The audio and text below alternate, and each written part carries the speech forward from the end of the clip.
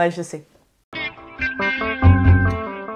Aujourd'hui, on va parler échec. Non pas le jeu d'échecs, mais l'échec. L'échec que tu vis peut-être au quotidien. Mais comment réagir face à cet échec? Comment finalement réagir face à cet échec? Ouais, je sais, c'est la même phrase. Parce que je croyais que je voulais dire autre chose, mais en fait non. L'échec peut souvent survenir lorsque toi, tu abandonnes. Et je vais te donner 6 raisons pour lesquelles tu abandonnes et en fait qui font que tu vas échouer réellement. Et en fait, ces choses-là, c'est des choses que tu vas devoir éviter lorsque tu te fixes un objectif. Parce qu'en fait, c'est tout par delà, clairement. Si ton objectif est mal fixé, et on va voir pourquoi, il y a de fortes chances que tu échoues. Et en fait, ce n'est pas tellement l'échec face à l'objectif, c'est la façon dont toi tu t'es fixé cet objectif qui fait qu'aujourd'hui tu échoues. Il y a une multitude de raisons à cela, mais ce que j'ai pu remarquer le plus souvent, c'est lorsque tu te fixes l'objectif. Celui-ci n'est pas assez concret et précis, ce qui fait qu'en fait il faut que tu prennes du recul lorsque tu vois que quelque chose ne marche pas. Prends de la hauteur face à la situation. Le premier piège à éviter, c'est de te fixer un objectif beaucoup trop haut. Tu risques de te décourager et d'abandonner. Un objectif beaucoup trop haut va peut-être beaucoup te motiver au début. C'est à sa limite, ce sera sur du très court terme. Par exemple, si tu as 10 kilos à perdre et que tu veux les perdre en un mois, je ne te dis pas que c'est impossible, mais je te dis que c'est peut-être pas le meilleur objectif et c'est peut-être pas la meilleure chose non plus pour ta santé par exemple. Donc il va falloir quand même que tu sois lucide. Tu peux avoir un objectif du coup de perdre 10 kilos, mais de te laisser plus de temps. Donc dis-toi, ce mois-ci, je perds 3 kilos. Il faut que tu sois réaliste face à ton objectif. Il faut aussi que tu prennes en compte plusieurs choses qui font que il faudra un certain temps pour l'atteindre et quelles sont les actions concrètes aussi qui vont te permettre de l'atteindre. Le deuxième piège à éviter, c'est que ton objectif soit à l'inverse trop bas. Un objectif trop bas va être pas assez motivant, pas assez stimulant. Tu vas facilement temporiser, c'est-à-dire remettre les choses au lendemain. Tu vas pas non plus te mettre trop la pression pour ça. Du coup, tu vas pas passer à l'action et finalement, même cet objectif trop bas, tu vas pas l'atteindre. Le troisième piège à éviter, c'est que tu n'as pas conscience du prix à payer pour atteindre cet objectif. Prendre un autre exemple, pas une perte de poids, on va dire un exemple de performance. Tu veux courir un marathon, donc tu te fixes cet objectif-là. Sauf que, clairement, tu n'as pas conscience du prix à payer. Tu le prends plutôt à la cool. Et dès que tu vas aller à l'entraînement, tu vas commencer à cracher un peu tes poumons. C'est une expression bien évidemment, tu vas rapidement te décourager alors qu'en fait tu es seulement au premier obstacle. Il faut que tu aies conscience que ton chemin va être semé d'obstacles et c'est ok parce que c'est grâce à ça que tu vas grandir, que tu vas te forger, que tu vas progresser. Et ça, il faut que tu en aies conscience quand tu te fixes un objectif. La route, elle n'est pas droite. La route, elle est sinueuse. La route, elle n'est pas toujours facile, ok? Donc, aie conscience de ça quand tu te fixes un objectif. Ce ne sera pas tous les jours facile. Aie conscience du prix à payer pour atteindre ton objectif et que tu vas avoir des obstacles, des coups bas. Le quatrième piège à éviter, c'est que tu n'as pas conscience de l'apprentissage dont tu as besoin pour atteindre cet objectif. Un objectif va impliquer des changements dans son mode de vie, dans ses habitudes. Si tu te fixes un objectif de perte de poids, clairement, c'est que tes habitudes, elles vont changer. Sinon, tu n'aurais pas besoin de perdre ce poids-là.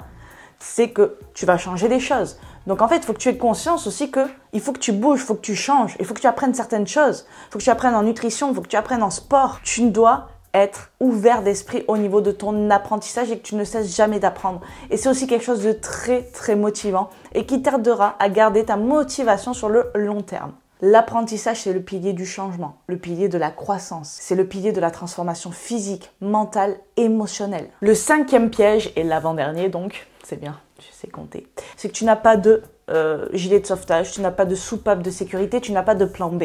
Alors quelque part, ça peut être motivant au début pour certaines personnes de se dire « Ok, j'ai pris cette décision, je veux ça, je veux cet objectif, je veux atteindre ça. Il n'y a qu'un plan, c'est celui-là, il n'y a aucun plan B. » Ok, je comprends.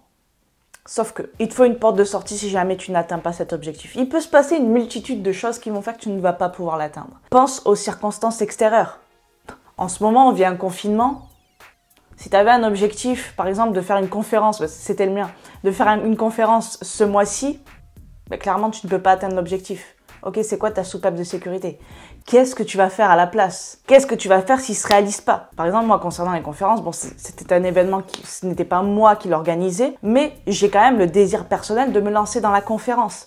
Donc, je me dis, pourquoi pas justement commencer en ligne? Ça me fera démarrer comme ça. C'est pas grave, ça m'entraînera, ok? Et puis ça m'aidera aussi à partager avec vous certaines choses. D'ailleurs, au passage, dis-moi en commentaire si ça t'intéresse. Et si tu as des thèmes de conférences que tu souhaiterais que j'aborde, on peut faire ça via Zoom, ça peut être sympa. Ça peut être interactif, je peux répondre à vos questions en direct, c'est cool. il faut quand même que tu aies un gilet de sauvetage, un plan B. Tu vois, que tu te dises, ok, si mon objectif ne se réalise pas, je fais quoi? C'est quoi l'étape supérieure? Comment je fais pour quand même progresser, pour quand même grandir? Et le 6e et dernier conseil, c'est l'auto-sabotage. Ça arrive souvent lorsque tu vois que quelque chose ne fonctionne pas, bah, tu vas faire l'effet foutu pour foutu, comme on l'appelle, et tu vas tout lâcher. Et donc, tu t'auto-sabotes.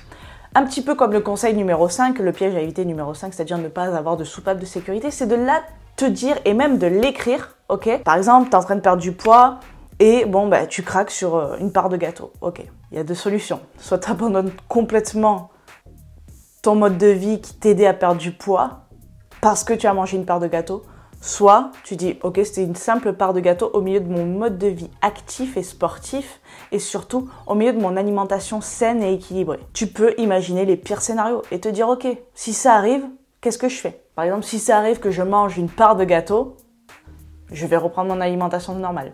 Si ça arrive que je loupe un entraînement, bah, c'est le dernier entraînement que je louperai. Ça t'évitera de tomber dans l'effet foutu pour foutu et du fait que, ok, tu t'y étais préparé, ok, c'est arrivé, maintenant on y est. Tu l'as fait, il n'y a plus de retour en arrière. Maintenant, qu'est-ce que je fais? Par exemple, tu te prépares au marathon. Si ça arrive que, bah, par exemple, la première fois que j'essaie de courir 10 km, bah, c'est un échec total, qu'est-ce que je fais? Ok? Je revois ma stratégie d'entraînement. C'est peut-être que j'ai vu trop haut, peut-être qu'il me faut encore du temps. Une multitude de raisons. Mon exemple des conférences, si ça arrive que ma conférence, personne n'y est réceptif, personne n'a kiffé, qu'est-ce que je fais? Je vais revoir mon sujet, je vais revoir mon contenu, je vais questionner, je vais écouter les feedbacks qu'on va m'apporter et je vais essayer de progresser là-dessus. C'est là aussi, en fait, tout est une constante croissance et apprentissage. Et c'est très important. Voilà pour les 6 pièges à éviter lorsque tu te fixes un objectif qui t'empêcheront justement d'échouer. Je te rappelle qu'il n'y a pas de véritable échec, c'est toi qui en décides si c'est un échec ou non. C'est parfois juste des obstacles qui sont là en fait pour t'aider à gravir les étapes. C'est comme dans un jeu, le niveau 1, le niveau 2, le niveau 3, etc., etc. À chaque niveau, tu auras des obstacles et ce sera des obstacles encore plus hauts puisque toi, ça veut dire qu'à chaque fois, à chaque niveau, tu progresses. Et c'est très important à prendre en compte.